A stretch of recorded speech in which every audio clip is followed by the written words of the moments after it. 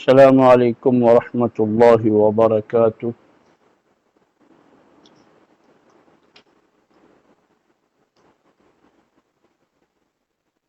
اعوذ باللہ من الشیطان الرجیم، بسم اللہ الرحمن الرحیم۔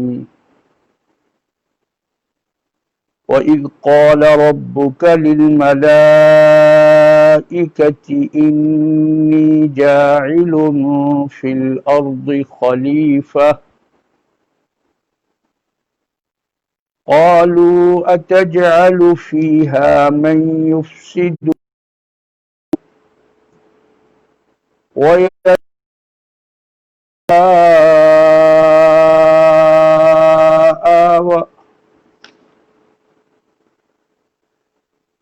وَيَسْفِكُ الدِّمَاءَ وَنَحْنُ نُسَبِّحُ بِحَمْدِكَ وَنُقَدِّسُ لَكَ قَالَ إِنِّي أَعْلَمُ مَا لَا تَعْلَمُونَ وَعَلَّمَ آدَمَ الْأَسْمَاءَ كُلَّهَا ثُمَّ عَرَضَهُمْ عَلَى الْمَلَائِكَةِ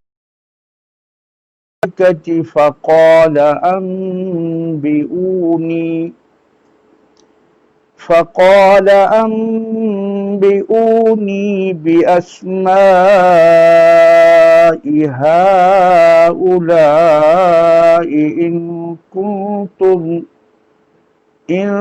كنتم صادقين قالوا سبحانك لا علم لنا إلا ما علمتنا إنك أنت العليم الحكيم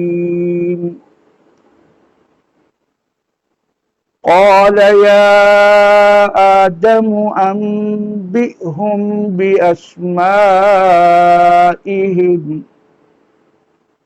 فلما أنبأهم بأسمائهم قال ألم أقل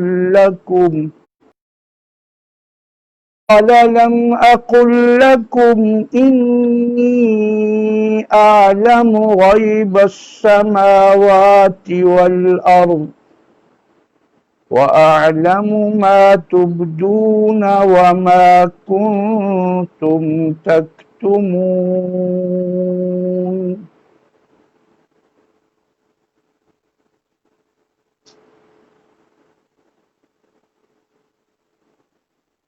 سورۃ البقرہ کی آیت نمبر 30 سے آج کا جو درس ہے یہ شروع ہو رہا ہے۔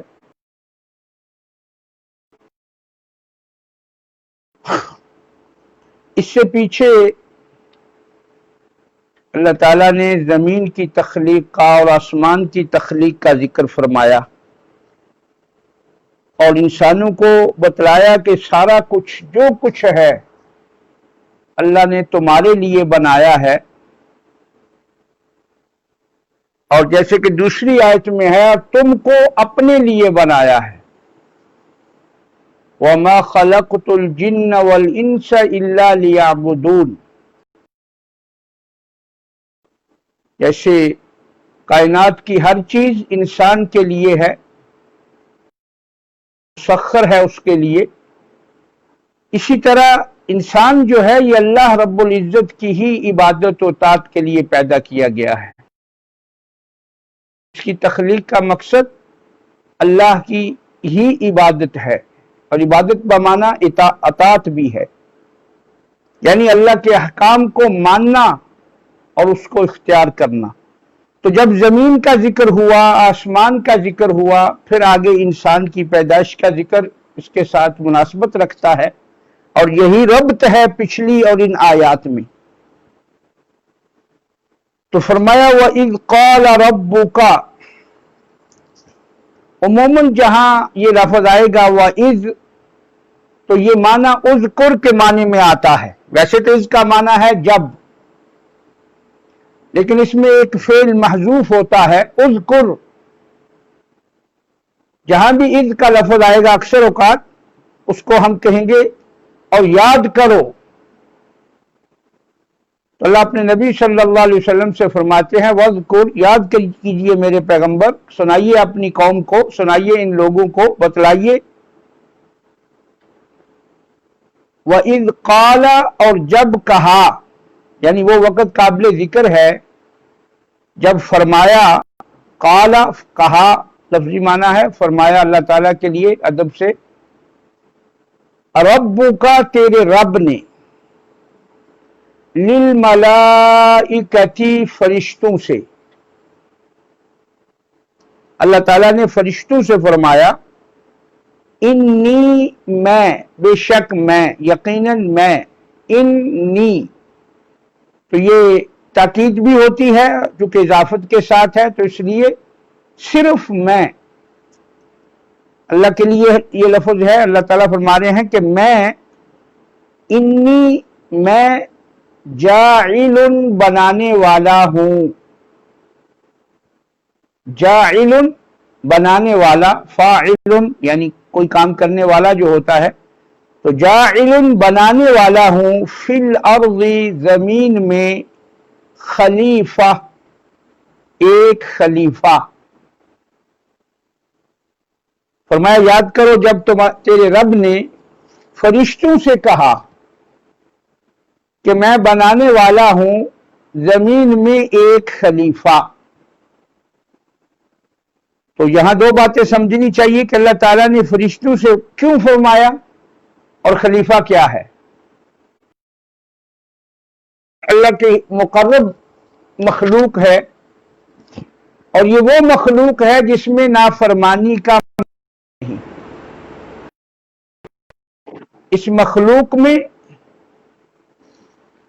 نافرمانی نہیں پائی جاتی، فرما برداری ہی فرما برداری ہے، بلکہ یہ جانتے ہی نہیں کہ نافرمانی کیا ہے.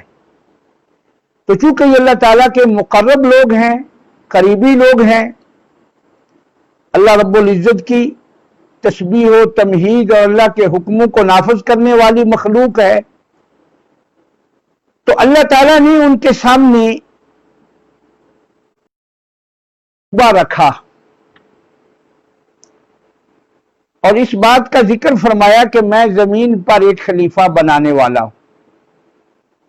یہ نہ تو فرشتوں سے مشورہ لینا مقصود تھا، کیونکہ مشورہ وہ لیتا ہے جسے اپنی بات پہ نافذ کرنے کا یا اپنے جو کام کرنا ہے اس کے بارے میں پتہ نہ ہو. تو اللہ تعالیٰ تو آنے والے ہر حالات سے واقف ہے، اس لیے یہ بطور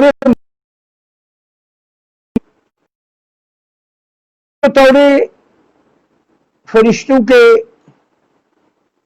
کوئی اور وجہ ہو سکتی ہے، یہ صرف فرشتوں کے سامنے اللہ پاک نے ذکر فرمایا کیونکہ وہ مخلوق اللہ کے قریب ہے، مقرب ہے. تو ایسا ہوتا ہے جب اللہ تعالیٰ کوئی کام کرنا چاہتے ہیں یا اس کا ارادہ فرماتے ہیں تو اس کا اظہار کبھی فرشتوں پہ کر دیا جاتا ہے. تو اسی طرح اللہ تعالیٰ نے فرشتوں سے ایک خلیفہ بنانے کا ذکر فرمایا. یہ نہ مشورہ ہے، نہ فرشتوں سے پوچھنا ہے، نہ فرشتوں کی رائے لینا مقصود ہے، اپنے کام کو کرنے کا اظہار ہے.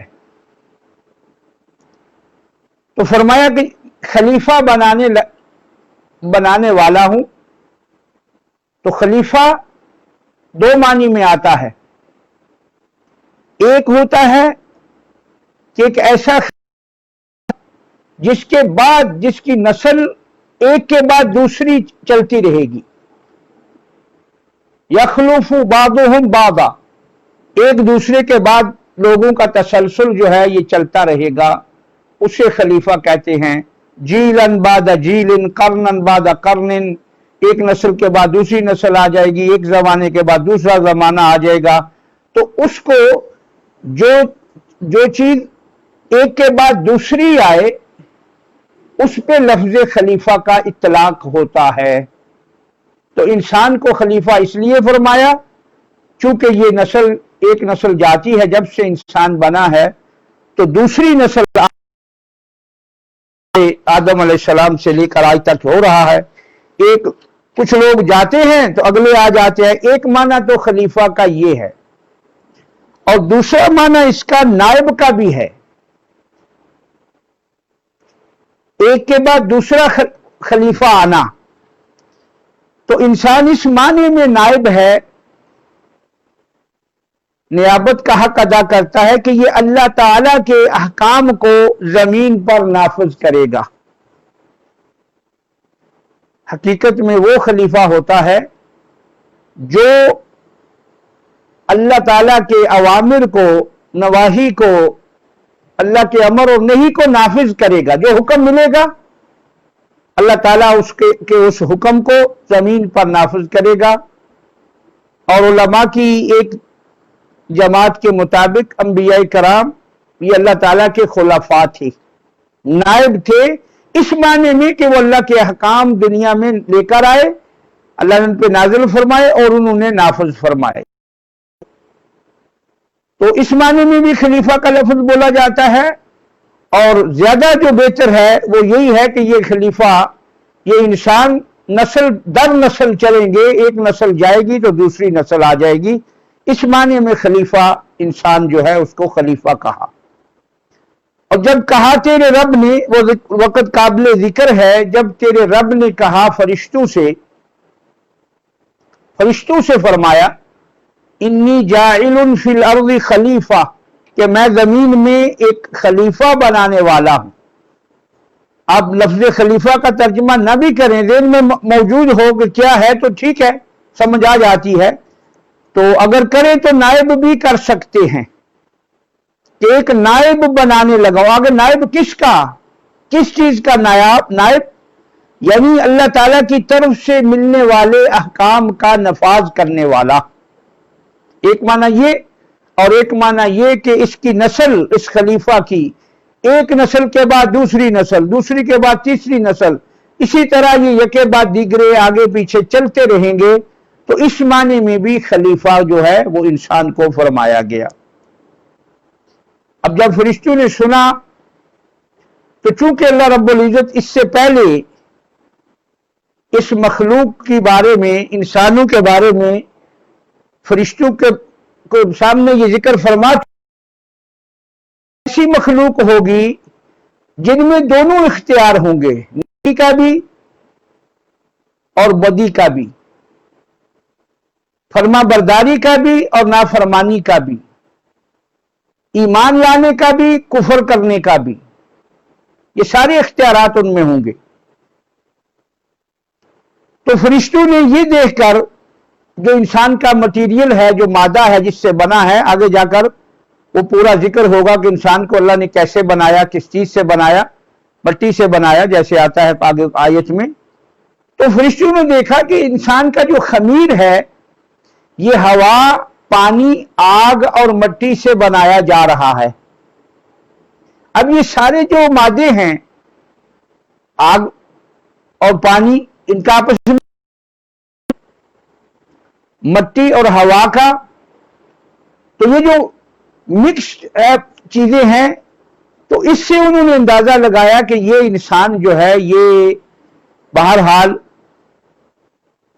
فتنہ و فساد برپا کرے گا. چنانچہ انہوں نے اپنی اس سمجھ کے مطابق آگے جو فرمایا، فرشتوں نے کہا، جب اللہ تعالیٰ نے فرمایا کہ میں زمین پر ایک خلیفہ بنانے لگا ہوں، قالوا اتجعل فیہا من یفسد فیہا،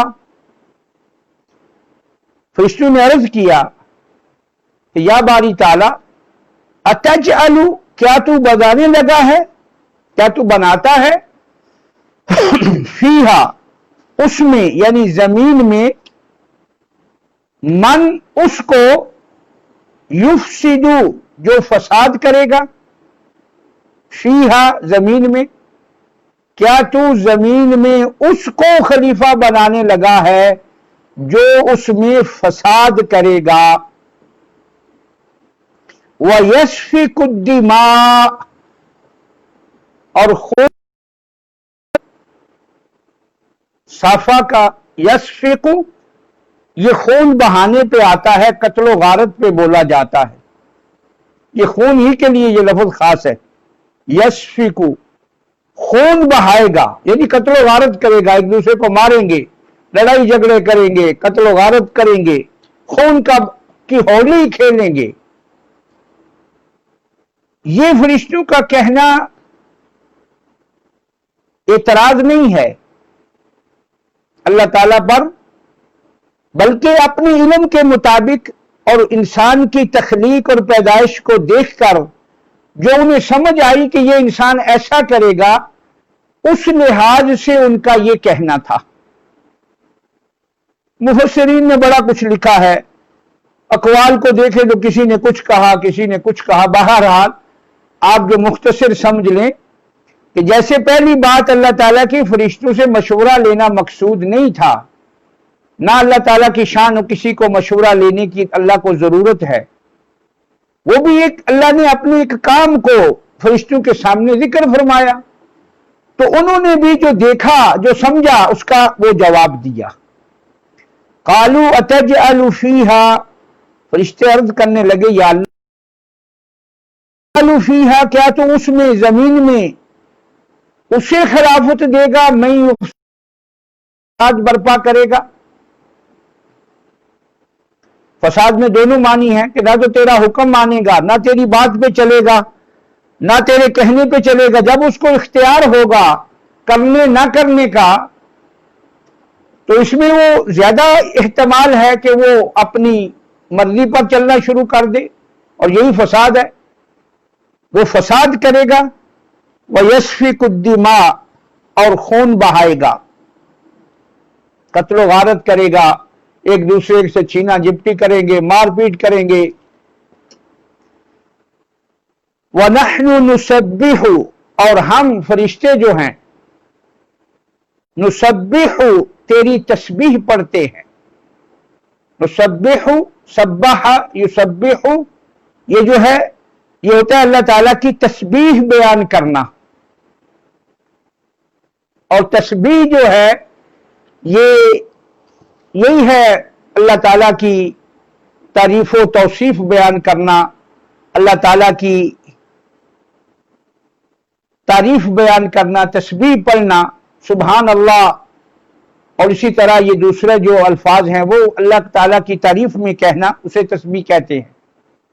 وَنَحْنُ نُسَبِّحُ بِحَمْدِكَ، اور ہم تسبیح کرتے ہیں تیری، بِحَمْدِكَ، تیری تعریف کے ساتھ، یعنی ہم تیری تسبیح بھی کرتے ہیں، تیری تعریف بھی کرتے ہیں۔ وَنُقَدِّسُ لَكَ، اور آپ کی پاکیزگی یا اللہ ہم بیان کرتے رہتے ہیں۔ تقدیس جو ہے یہ تطہیر، پاکیزگی بیان کرنا، کہ اللہ تعالیٰ ہر عیب سے، ہر نقص سے، ہر شریک سے، ہر وہ چیز جسے نقص کہا جاتا ہے اللہ اس سے پاک ہے، پاکی بیان کرنا۔ نقدس، مقدس اسی سے آتا ہے، مقدس، مقدس، مقدس پاک کو کہتے ہیں، پاک کی ہوئی چیز، اسی کا مطہر بھی آتا ہے۔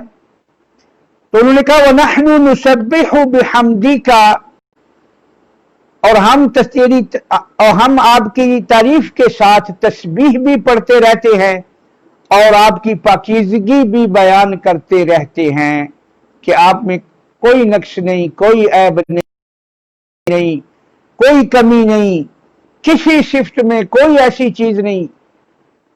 تو فرشتوں نے یہ سمجھا کہ اللہ تعالیٰ جو مخلوق بنا رہا ہے شاید اس سے بھی یہی کام لینا ہے،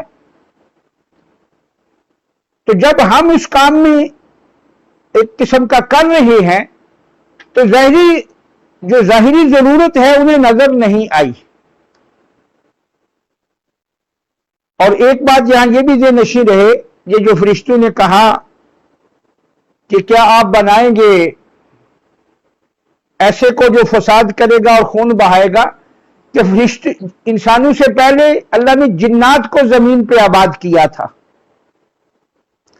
اور جنات کی پیدائش چونکہ نار سے ہے، آگ سے ہے، تو وہ ان میں مادہ جو سرکشی کا ہے وہ غالب ہے، چنانچہ انہوں نے فساد کیا، ایک دوسرے کو کاٹا، مارا پیٹا، قتل و غارت کی۔ تو ان کو دیکھ کر بھی فرشتوں نے یہ اندازہ لگایا کہ ممکن ہے یہ جو نئی مخلوق ہے ان میں بھی چونکہ یہ چیزیں موجود تو ہیں، ان میں آگ ہے تو آگ تو ہے، لیکن اللہ نے ساتھ پانی بھی رکھ دیا۔ آگ اگر ابھرے گی تو پانی اوپر پڑ جائے گا، بیٹھ جائے گی۔ تو بہرحال جنات کو دیکھ کر فرشتوں نے اپنے علم کے مطابق یہ بات کہی، اس میں نہ اللہ تعالیٰ کی حکمت پہ اعتراض ہے، نہ اللہ تعالیٰ کے حکم کے سامنے کوئی ان کی سینہ زوری ہے، کیونکہ فرشتے ہر اس بات سے پاک ہیں جو اللہ رب العزت کے حکم کے خلاف ہو۔ فرشتے اللہ کے حکم کی خلاف ورزی جانتے ہی نہیں،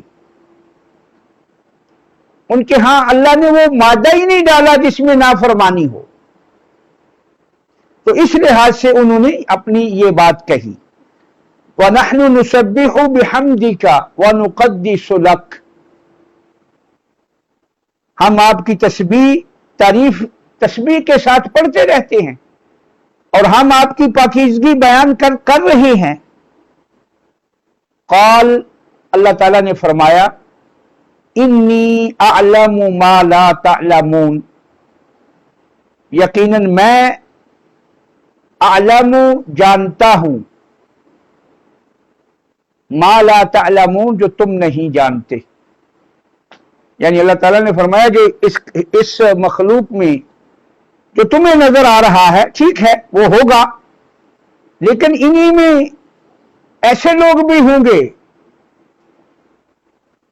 کہ جنہیں دیکھ کر تمہیں اپنی عبادت میں اپنے آپ میں کمی نظر آئے گی، اس لیے کہ ان میں انبیاء کرام ہوں گے، نیک لوگ ہوں گے، اللہ کا حکم ماننے والے ہوں گے، اللہ تعالیٰ کی حدود پر چلنے والے ہوں گے۔ ایسے لوگ ہوں گے کہ باوجود ان میں نافرمانی کا مادہ موجود ہوگا لیکن وہ اللہ تعالیٰ کی فرما برداری میں لگے رہے ہوں گے، ایسے لوگ بھی ہوں گے ان میں۔ چنانچہ یہ فرمانا انی اعلم ما لا تعلمون، یعنی اللہ فرماتے ہیں کہ مجھے جو علم ہے اس مخلوق کے بارے میں وہ تمہیں پورا نہیں ہے، تم جو جانتے تھے تم نے کہہ دیا، لیکن اس کا پورا جو حقیقت ہے یہ میں جانتا ہوں، تم نہیں جانتے۔ اب اللہ تعالیٰ نے فرشتوں پر ایک اور حجت قائم کرنے کے لیے اور ان کو اپنی بات پر اپنے اوپر اس مخلوق کی فوقیت اور برتری بتلانے کے لیے ایک چھوٹا سا امتحان رکھ دیا۔ جب آدم علیہ السلام کو پیدا فرمایا، اور یہ ظاہر یہ آدم علیہ السلام کی پیدائش کے بعد کا واقعہ ہے، یہ جو اوپر کی آیت ہے یہ پہلے کی ہے جب اللہ تعالیٰ بنانے لگے تھے، اور یہ دوسری جو آیت ہے یہ بنانے کے بعد کی ہے، لیکن یہاں چونکہ وہ ذکر نہیں ہے پیدائش کا، اس لیے یہ بتلا دیا کہ پھر اللہ نے ایک چھوٹا سا امتحان رکھا فرشتوں اور حضرت آدم علیہ السلام کے درمیان۔ تو وہ کیا امتحان تھا؟ وَعَلَّمَ اللَّهَ، اور سکھا دیے اللہ تعالیٰ نے آدم کو الاسماء، نام، کلہا، ہر چیز کے، ہر چیز کا نام اللہ نے آدم علیہ السلام کو ہر چیز کے نام بتلا دیے، سکھا دیے۔ اب جہاں سکھائے وہاں فرشتے بھی بیٹھے ہوئے تھے، موجود تھے، لیکن ظاہری بات ہے جو فرشتوں کی اس طبیعت کے مطابق ایک چیز ہے ہی نہیں تو وہ اس کو کیا سمجھیں گے؟ جیسے کھانا کھانا ہے، بھوک ہے، جیسے زمین میں یہ چیزیں ہیں، چیزوں کے نام ہیں، علماء نے لکھا ہے کہ اسماء سے مراد وہ تمام چیزیں ہیں جو آدم علیہ السلام کے زیر استعمال آنی تھی جب انہوں نے دنیا میں آنا تھا، جنہوں میں پھلوں کے نام ہیں، جانوروں کے نام ہیں، اور اسی طرح دوسرے تیسرے ساری چیزوں کے نام جو تھے وہ اللہ تعالیٰ ہی کی طرف سے رکھے ہوئے ہیں۔ تو چونکہ فرشتوں کی طبیعت میں ان چیزوں کا ذکر نہیں تھا، گندم ہے، مکھی ہے، اسی طرح جتنی چیزیں کھانے پینے کی ہیں، پھل ہیں، اب فرشتے تو یہ کھاتے پیتے نہیں ہیں، ان کی طبیعت میں تو چیز ہے ہی نہیں ہے، چنانچہ وہیں بیٹھے بیٹھے آدم علیہ السلام کو وہ سارے نام یاد ہو گئے۔ تو آدم الاسماء کلھا، اور سکھا دیے اللہ نے آدم علیہ السلام کو ساری چیزوں کے نام۔ ثم عرضهم، پھر وہی نام علی الملائکۃ، فرشتوں پر پیش کیے۔ پھر اللہ تعالیٰ نے فرمایا بھی اے فرشتو یہ نام ہیں، یہ نام ہیں، عرضهم، ان کے سامنے پیش کیے، ان کو بتلایا، دہرایا۔ عرضهم کا معنی ہوتا ہے سامنے آنا، یعنی وہی نام فرشتوں کے سامنے رکھے۔ اب فرشتوں کی طبیعت میں تو وہ چیز تھی نہیں۔ فقال، پھر فرمایا اللہ تعالیٰ نے انبئونی باسماء ہؤلاء، اے فرشتو انبئونی اے اخبرونی، بتلاؤ مجھے بتاؤ، باسماء ہؤلاء، ان چیزوں کے نام، وہی نام جو آدم علیہ السلام کو اللہ تعالیٰ نے سکھائے تھے۔ اللہ نے فرمایا فرشتوں ان کے سامنے اللہ نے وہ نام رکھے فرشتوں کے سامنے، پھر فرمایا ان کے نام بتلاؤ، انبئونی، مجھے بتلاؤ، باسماء ہؤلاء، ان چیزوں کے نام، ان کنتم صادقین، اگر تم سچے ہو، اگر تم اس بات میں جو تم نے پہلے کہی تھی کہ اس مخلوق کی کیا ضرورت ہے جو فساد برپا کرے گی، خون بہائے گی، تو اگر وہ تمہاری بات سچی ہے تو یہ نام تمہارے اوپر ہم نے پیش کیے ہیں، بتاؤ ان چیزوں کے نام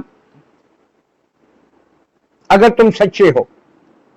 قالوا سبحانک، تو ظاہری بات ہے فرشتوں کو تو وہ نام ان کے تو سمجھ میں نہیں آئے، کیونکہ ان سے ان کا تعلق ہی نہیں ہے، ان سے سروکار ہی نہیں ہے۔ انسان کی طبیعت میں تو اس کا مادہ چونکہ موجود ہے، اس کے زیر استعمال آنے والی چیزیں ہیں، وہ جانتا ہے، لیکن فرشتے تو نہیں جانتے۔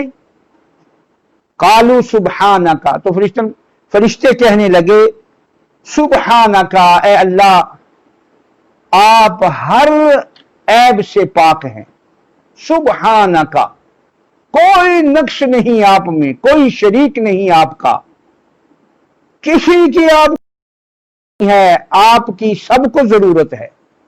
سبحانک، یہ بڑا پیارا کلمہ ہے سبحانک، بہت ہی اللہ تعالیٰ کو پسند ہے سبحان کا لفظ جو ہے۔ اللہ رب العزت کی تعریف اس انداز سے ادا ہوتی ہے کہ جو اللہ پاک پسند فرماتے ہیں۔ اس لیے بخاری شریف کی جو آخری حدیث ہے اس میں 2 کلموں کا ذکر ہوا ہے جو بڑے پیارے ہیں اللہ تعالیٰ کو، اور میزان میں بھاری ہیں، وزن میں بھاری ہیں، اور اللہ تعالیٰ کو بہت پیارے ہیں، اور زبان پہ بڑے آسان اور ہلکے ہیں۔ سبحان اللہ و بحمدہ سبحان اللہ العظیم، یہ 2 کلمے۔ تو سبحان بہت ہی پیارا کلمہ ہے۔ قالوا سبحانک، اور یہ وہاں کہا جاتا ہے جب کوئی اپنی تقصیر مانتا ہے اللہ تعالیٰ کے سامنے تو کہتا ہے اللہ تو پاک ہے، جیسے یونس علیہ السلام نے بھی کہا تھا لا الہ الا انت سبحانک، سبحانک، اللہ تو ہر عیب سے پاک ہے، ہر نقص سے پاک ہے، ہر کمزوری سے پاک ہے۔ اسی طرح فرشتوں نے جب ان کے سامنے وہ نام پیش کیے گئے، قالوا سبحانک لا علم لنا، کہنے لگے اللہ تو ہر عیب سے نقص سے پاک ہے، لا علم لنا ہمارے پاس نہیں علم، لا علم نہیں علم، لنا ہمارے لیے، ہمارے پاس علم نہیں ہے، الا ما علمتنا مگر وہی جو آپ نے ہمیں سکھایا ہے۔ یعنی اے اللہ ہم اتنا ہی جانتے ہیں جتنا آپ نے ہمیں بتلایا ہے۔ جو آپ نے بتلایا تھا کہ ایک مخلوق ہوگی، ایسے ایسے میں ان کو پیدا کروں گا، وہ کرے گی، تو ہم نے جو بات ذکر کی وہ اپنی سمجھ کے مطابق کی، باقی ہمیں اس کا تو علم نہیں ہے۔ قالوا سبحانک لا علم لنا الا ما علمتنا مگر وہی جو تو نے ہمیں سکھایا، جو تو نے ہمیں بتلایا، سکھا دیا۔ انک انت العلیم الحکیم، بے شک آپ، انک بے شک، العلیم سب کچھ جاننے والے ہیں، الحکیم ہر چیز کی حکمت سے واقف ہے۔ تو آپ جانتے ہیں کہ اس مخلوق کی حکمت کیا ہے اور اس مخلوق کے بارے میں یہ کیا کرنے والے ہیں، کیونکہ ہمارے پاس تو اتنا علم نہیں ہے، ہمارے پاس تو وہی علم ہے جو آپ نے ہمیں بتلایا، ہم نے تو جتنا ہمارا علم تھا۔ تو گویا فرشتوں نے ان ناموں کے بارے میں، حالانکہ اللہ تعالیٰ نے وہ نام ان کے سامنے پیش کیے تھے، اگر ان کی طبیعت میں وہ چیزیں ہوتی تو وہ بھی سیکھ جاتے۔ تو فرشتوں نے اپنے علم کا اور اپنی عاجزی کا اعتراف کر لیا کہ ہمارا وہی علم ہے جو اللہ نے ہمیں سکھایا ہے۔ اسی لیے کہتے ہیں کہ ہر عالم کو اس احتیاط کو مد نظر رکھنا چاہیے کہ جس چیز کا اسے علم ہو وہ بات ہی کہ وہ کرے، اور جس کا اسے علم نہیں ہے اس میں غور و خوض میں نہ پڑ جائے، صاف کہہ دے مجھے اس کا علم نہیں ہے۔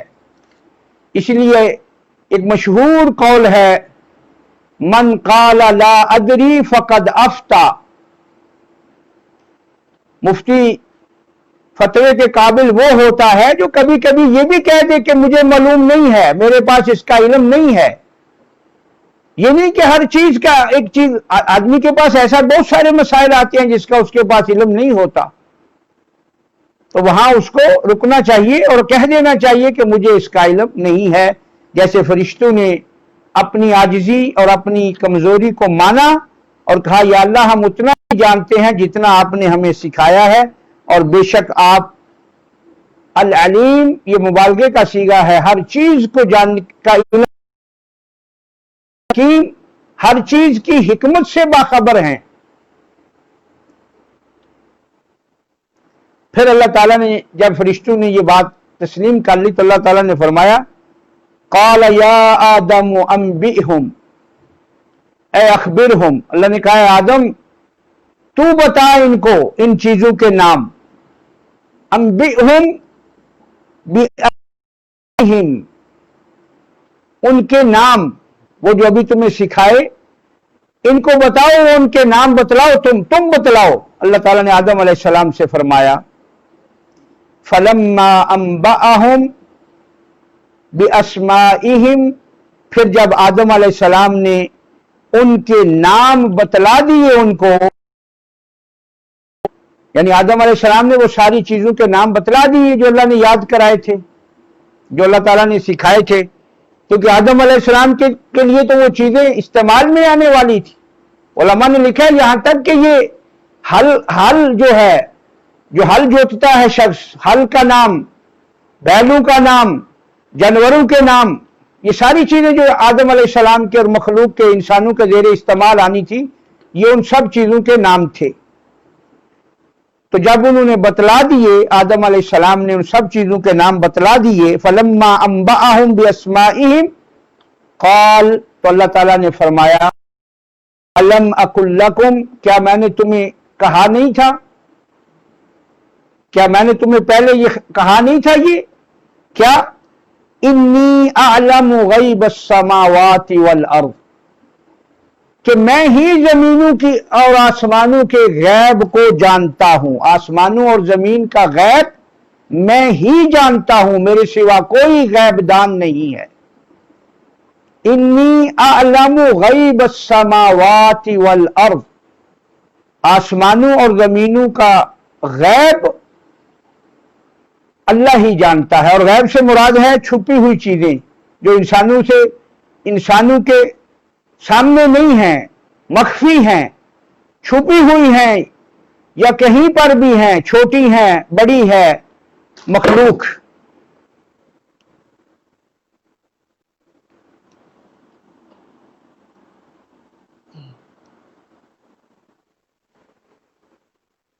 मखलूक कैसी भी है, उस सब का जो इल्म है हकीकी, वो अल्लाह ताला को ही है।